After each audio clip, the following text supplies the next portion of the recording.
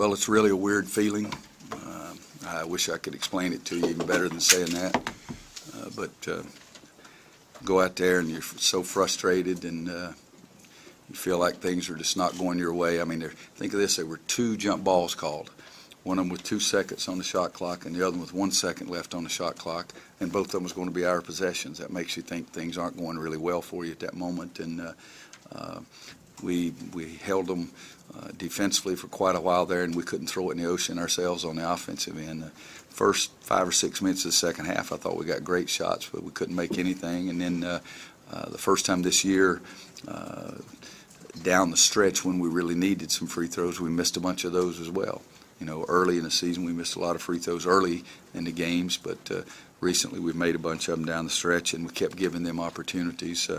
I thought Eric Atkins was sensational, and I thought Pat was really tough taking the ball to the basket on us, and 7 for 13 from him, 17 points and 13 rebounds. And you know, to me it's Notre Dame very unlucky.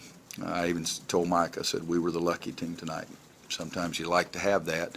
I'd like to play really well and be lucky both, because then you could really win some big-time games. But it's a senior night. It's always emotional for me. I think it was emotional for Leslie because he didn't have the kind of game that he's had recently, and you know, just dribbling the ball and stepping out of bounds and charging the guy and a lot of different things there. But those 4 seniors have meant a lot to us, and as Leslie said, 5 years, and he's been around quite a while and suffered through a lot of stuff. But just feel very lucky, I guess. Lucky and weird.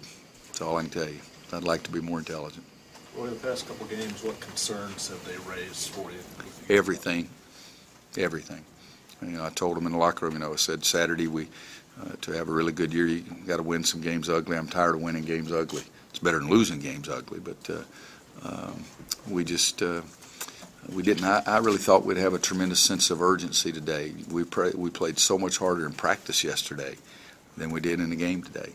We learned those lessons early in the season, but we've let them slip by us here the last couple of games. And yet, you got to give Notre Dame credit. I mean, they were down 14 and came right out and started the second half and did what they wanted to do and made shots, and we were ugly.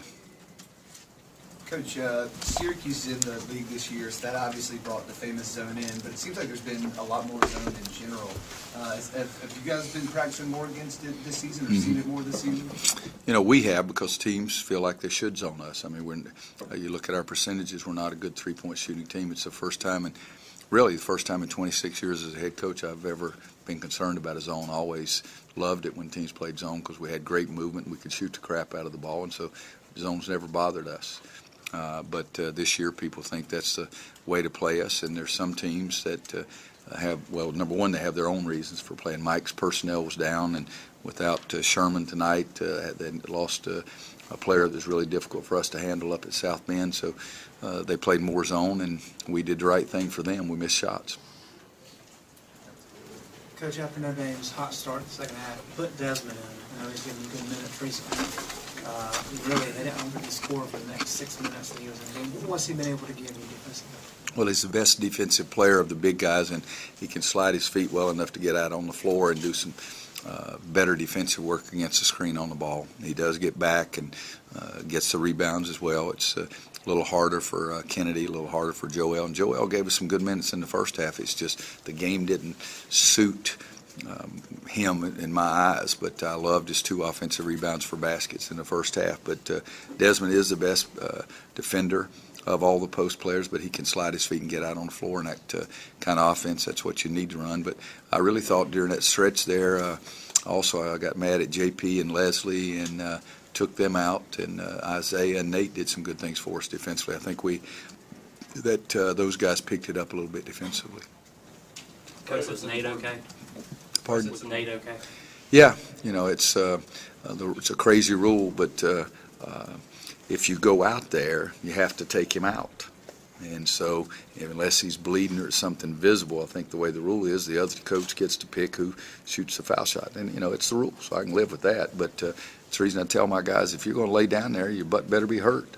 You know, if it's not, get up so you can play. And he thought he could shoot the free throws, but if the trainer and myself go out there, then he has to come out unless it's blood or something like that. But he's fine. he knocked some sense into him. He made 2 big hoops for us after that. Bryce had some important baskets in the second half. How has he developed offensively this year? Very slowly recently, let's be honest. And it was a big basket for him for us. It was James Michael, I think, gave us the basket that gave us the lead back. Nate made 2 baskets in there. JP made 1, Bryce made 1, but that was a big basket. But Bryce, nobody wants him to play better than he does. And he's been struggling quite a bit lately. And I told him today I was hoping the real Bryce would show up. And, Bryce is not a 4-for-9 shooter, but he made 1 big one for us there at the end. Could have had a 3-point play, but he missed the free throw as well. You mentioned that sense of urgency a little earlier. Is there a danger when you've got a 12-game winning streak going like this to maybe get a sense of complacency again? I think so. I don't know if that's what it is. I keep telling them, we haven't accomplished anything. We've got some big-time dreams and big-time goals, and the only way you're going to reach those is invest more. And I've got a wonderful group of kids, and you've seen them bounce back from a 1-4 start. I told them 1-4. It hit me really hard when somebody said it's the first time in the history of North Carolina basketball that they've been 1-4 in conference play. And Roy Williams is the head coach. I didn't like that. But they really bounced back and really played some inspired basketball, did have a tremendous sense of urgency. But again, give Notre Dame some credit. I don't want it to act like it's just we stunk it up. Tiger would say we didn't have our A game or B game, but give some credit to Notre Dame too. You said Last one.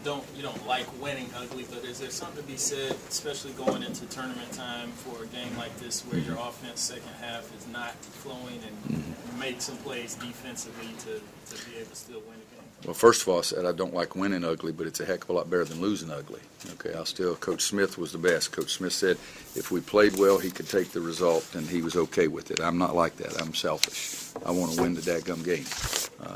He was a better teacher than I am, but it is frustrating because I know, again, we were pretty sharp yesterday in practice, particularly on the defensive end. I mean, everybody was really into it. Now, we can't simulate what Notre Dame does with their offense. It's hard to guard. They'd keep running those curls around the 2 screeners, but we've got to do a better job on the basketball. But, I can see your point, and a lot of people feel that way. And I've said it before, to have a really nice year, you got to win some of those games ugly. You're not going to be perfect every night. We've been good enough in times past to impose our will on other people, and we haven't done that with this team. But we've competed hard enough and well enough to sneak in there 12 times in a row anyway. Coach, thank you. Thanks, guys.